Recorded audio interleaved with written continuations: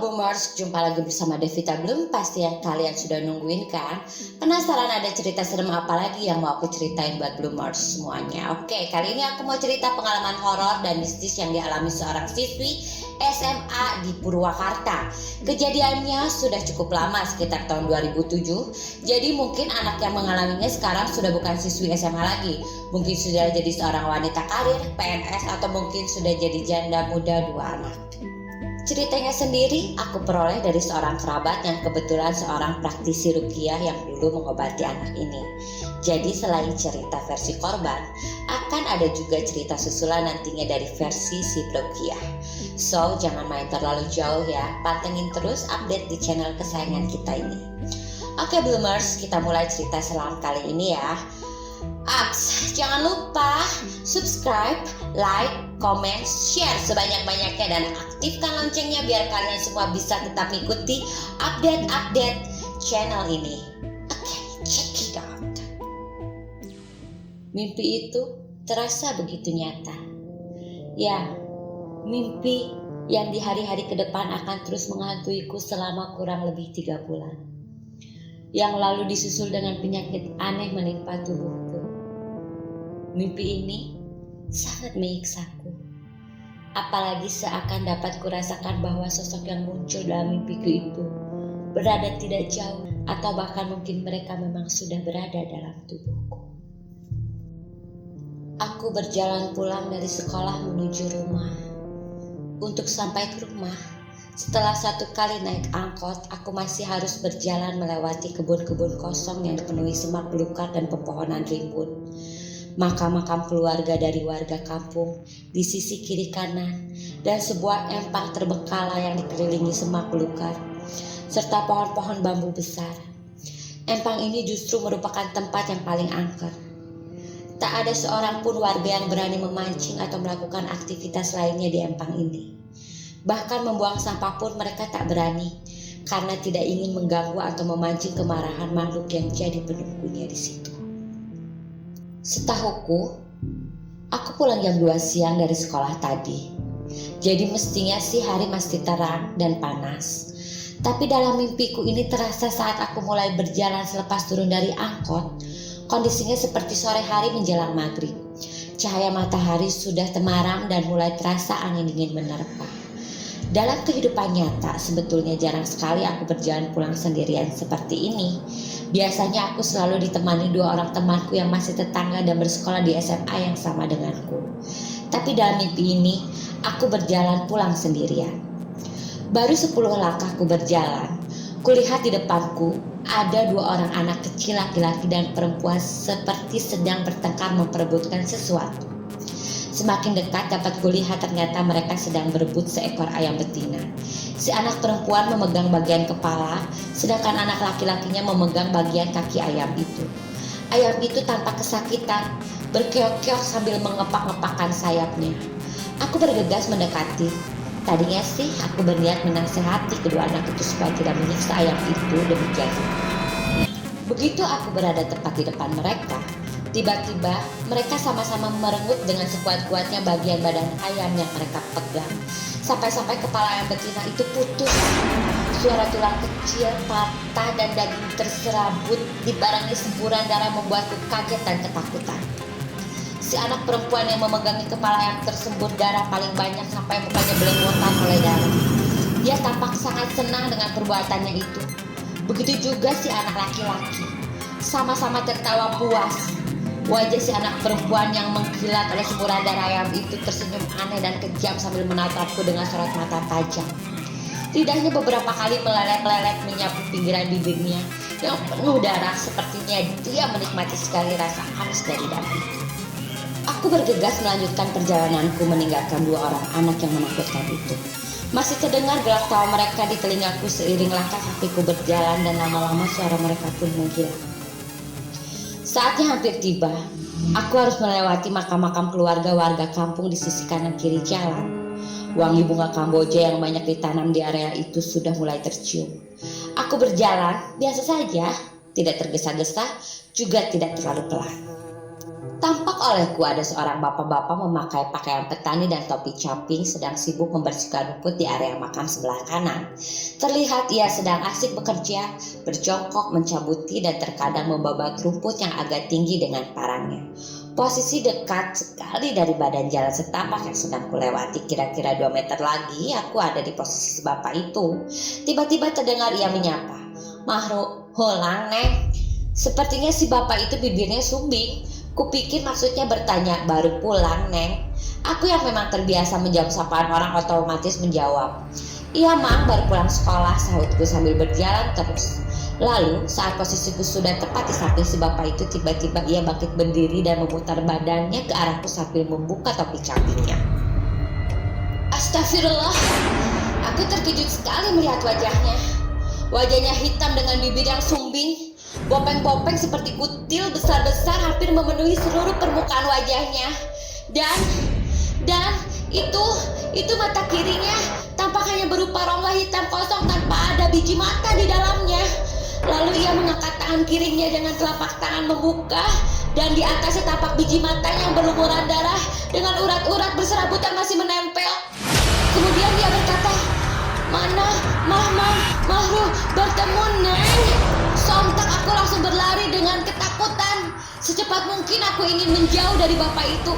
Tapi anehnya dalam mimpi ini seolah aku tidak bisa berlari kencang, sehingga menambah kengerian dalam hatiku karena tidak bisa sesegera mungkin menjauhi si bapak itu. Saking ketakutannya saat mencoba berlari itu, kaki kananku menginjak batu agak besar hingga aku pun terjatuh. Dengan napas mengap-mengap aku berdiri lagi, kemudian menoleh ke belakang. Ternyata si bapak itu sudah tidak ada di sana. Bergegas aku lanjutkan lagi langkah kakiku. Kali ini berusaha tidak berlari, tetapi berjalan dengan cepat dan tergesa-gesa. Kembali ku berjalan menyusuri jalan setapak menuju rumahku itu. Seharusnya tidak berapa lama lagi aku akan sampai di rumah. Tinggal melewati empang yang dikelilingi pepohonan rimbun, semak belukar dan pohon-pohon bambu itu. Sepanjang jalan aku beberapa kali berpapasan dengan orang-orang yang anehnya meskipun mereka tampak biasa saja, tapi mereka tetap saja menyeramkan bagiku. Ya, menyeramkan, karena tidak satu pun dari mereka yang kukenali sebagai warga di kampungku. Entah siapa mereka dan kenapa harus ada di dalam mimpiku, aku tak tahu. Suara daun bambu bergesekan tertiup angin sudah mulai terdengar. Semakin dekat aku dengan empang itu, semakin terasa pula hembusan angin yang cukup dingin. Ribuan pohon dan batang-batang bambu yang bergoyang tertiup angin sudah semakin dekat. Langkah kakiku semakin terasa berat seiring dengan rasa dingin di bagian punukku yang juga semakin terasa berat. Pandanganku terasa meremang dan samar-samar aku merasakan ada kelebatan-kelebatan bayangan hitam berpindah-pindah dengan cepat di antara rimbunan pepohonan bambu. Kakiku terasa berat sehingga langkahku pun menjadi lambat. Perlahanku tetap paksakan mereka. Tepat saat aku berada di samping empang yang letaknya di sisi kiriku, entah kenapa seperti ada yang memaksaku untuk mendekat dan berpaling melihat ke arah air empang tersebut. Saat kupalingkan wajahku menatap lekat ke arah permukaan air empang itu, mataku seperti terpaku untuk terus menatapnya. Permukaan air itu pun beriak, pelan, dan kemudian dari riak air tersebut tiba-tiba muncul bayangan wajah seorang nenek yang sangat menyeramkan. Dengan muka pucat, rambut memutih, riap-riapan dan tatapan mata yang mencorong menatap tajam ke arahku dengan ekspresi muka marah. Lalu kemudian mulutnya terbuka menyeringai seperti menjerit keras. Dan akhirnya suara teriakan itu bisa didengar jelas memekakkan telingaku. Otomatis aku tutupi telingaku dengan kedua tanganku sambil berusaha untuk beranjak dan berlari. Tapi kakiku malah terasa semakin berat, sementara suara teriakan itu masih saja terdengar semakin kencang. Beberapa saat lamanya aku terperangkap dalam ketakutan yang amat sangat. Jantungku berdegup kencang. Keringat dingin mengucur deras membasahi wajah. Tiba-tiba kakiku terasa ringan. Sontak saja aku balikan badan untuk mencoba lari menjauh. Tapi apa yang terjadi? Begitu aku balikan badanku, si nenek sudah ada tepat di hadapanku. Wajahnya yang seram, muka pucat, dengan rambut riap-riapan itu benar-benar berhadapan langsung dengan wajahku. Terasa hembusan nafasnya yang kencang menerpa wajahku. Tercium aroma yang sangat busuk keluar dari nafasnya itu setiap kali nenek tertawa dan berteriak-teriak.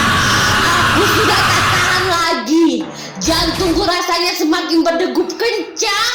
Aku melarikan diri dan memaksakan untuk membuka mulutku lalu berteriak sekeras-kerasnya.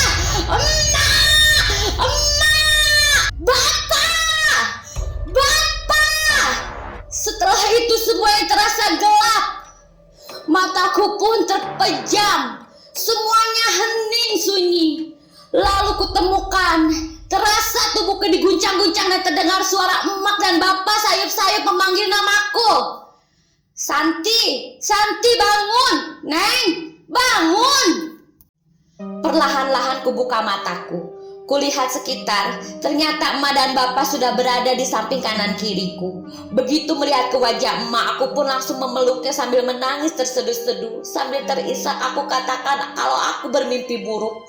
Mimpi yang sangat seram dan menakutkan, mimpi yang terasa begitu nyata. Tak lama kulihat bapak beranjak lalu pergi ke dapur dan sebentar kemudian menghampiri lagi sambil membawa segelas teh manis hangat dan segelas air putih hangat. Udah tenangin dulu nengnya, nih minum teh manis hangat dulu, abis itu minum air putih, jangan lupa bismillah, begitu bapak menyuruhku. Aku pun menuruti apa kata bapak. Alhamdulillah setelah itu aku merasa sedikit ringan. Lalu tanpa disuruh aku pun banyak-banyak beristighfar sampai berangsur-angsur aku semakin tenang. Aku pun kemudian bercerita sama emak dan bapak kalau aku tuh mimpi yang serem banget dan terasa seperti nyata. Sampai di mimpi itu akhirnya aku bisa teriak sekencang-kencangnya. Waktu teriak itu berarti aku benar-benar teriak kencang sampai ngebangunin emak bapak. Singkat cerita, aku mencoba kembali tidur, tapi kali ini aku minta ditemenin sama emak. Berhubung saat terbangun tadi itu sudah hampir jam 3:30, jadi sampai azan subuh terdengar aku pun gak benar-benar bisa tidur lagi. Baru jam 5 aku turun dari tempat tidur mengambil wudhu dan sholat subuh. Setelah sholat aku naik lagi ke tempat tidur. Masih ada 1 jam lagi sebelum bersiap-siap pergi ke sekolah. Aku cuma tiduran aja sambil dengerin lagu di MP player. Jam 6 aku turun dari tempat tidur, namun alangkah kagetnya aku setelah kaki kananku menginjak lantai dan aku mau mengangkat kaki kiri. Ternyata kakiku tak bisa kugerakkan sama sekali. Kaki kiri itu terasa kaku, tak bertenaga dan sama sekali tak bisa kugerakkan. Tentu saja aku kaget. Aku pun memanggil emak dan bapak. Emak dan bapak menghampiriku di kamar lalu bertanya, ada apa? Kaki kiri Neng gak bisa diangkat, Mak. Gak tahu kenapa. Ini Neng mau ke kamar mandi tadinya. Mandi terus siap-siap buat sekolah. Tapi kaki yang kiri kok tiba-tiba gak mau digerakin. Lalu tiba-tiba, aduh, aku mengerang sambil mengaduh memegang perutku. Mendadak perut ini terasa sakit sekali. Seakan-akan ada yang meremas dan menarik-narik ususku. Sakit sekali sampai dahiku mulai mengeluarkan keringat dingin. Emak dan bapak jadi semakin kaget. Baru saja mendengar kaki kiriku gak bisa digerakkan. Disusul kemudian tiba-tiba perutku sakit banget. Bapak berinisiatif untuk langsung saja membawa aku ke rumah sakit. Singkat kata, aku pun dibawa ke rumah sakit umum daerah, langsung masuk ke ruang IGD dan ditangani oleh dokter jaga. Siangnya aku minta pulang saja karena perutku sudah agak baikan setelah dikasih obat pereda rasa sakit oleh dokter. Untuk kaki kiriku masih belum bisa digerakkan, tapi aku minta pulang saja karena dokter pun bilang harus didiagnosa lebih lanjut lagi oleh ahli saraf dan tulang. Kami pun pulang ke rumah. Itulah awal mula penyakit aneh dan janggal yang aku derita. Saat itu sih belum terlalu terpikir bahwa semua ini berhubungan. Empang dekat rumah, mimpi yang kualami dengan penyakit aneh ini. Baru setelah menginjak bulan kedua aku teringat dan mencoba menghubungkan semuanya. Ingatanku soal beberapa hal yang ternyata memang berhubungan itu lebih karena penyakitku benar-benar aneh. Penyakitku itu terjadi setiap 2 minggu sekali dalam sebulan. Dan pasti malamnya sebelum mulai sakit, mimpi itu datang. Habis itu paginya aku sakit lagi. Sakit perut dan kaki lumpuh terus saja sampai 2 minggu aku disiksa oleh penyakit itu. Setelah lewat 2 minggu di hari ke-15 tiba-tiba saja aku mendadak sembuh. Terus seperti itu berulang sampai menginjak 3 bulan. Dan sampai saat itu pun tak ada satu dokter pun yang memeriksaku bisa menemukan penyakit apa yang sebenarnya menimpaku. Malah mereka semua rata-rata bilang gak ada yang salah dengan tubuhku. Semuanya normal dan baik-baik saja secara medis. Emak dan bapak tadinya mau mulai mencoba berikhtiar dengan pengobatan alternatif atau mendatangi orang pintar. Tapi aku belum setuju karena takut kalau sampai salah berobat dan malah mendatangi dukun. Aku sangat anti terhadap perdukunan. Sampai akhirnya aku dapat informasi dari temanku untuk coba datang ke Ustadz Ade. Beliau katanya seorang pengruqyah yang sering mengobati pasien-pasien dengan penyakit yang aneh dan tidak terdeteksi medis. Disinilah nantinya aku bertemu Ustadz Ade, lalu ditangani lebih lanjut oleh temannya Kang Abdurrahman. Alhamdulillah, hanya dengan sekali saja aku mendapat penanganan mereka, aku langsung sembuh total dan tak pernah lagi terserang penyakit tersebut.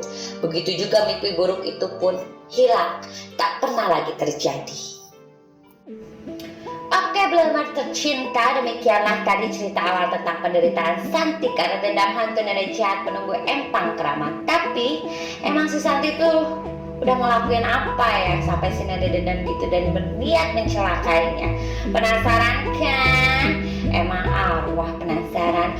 Tunggu saja kelanjutannya dan jawabannya di cerita versi Kang Abdurrahman Peruqyah yang berhasil mengobati penyakit dan gangguan beraroma mistis yang dialami Santi. Dan sampai ketemu lagi nanti di cerita lainnya ya Bloomers. Ingat, ketakutan Anda adalah kebahagiaan kami.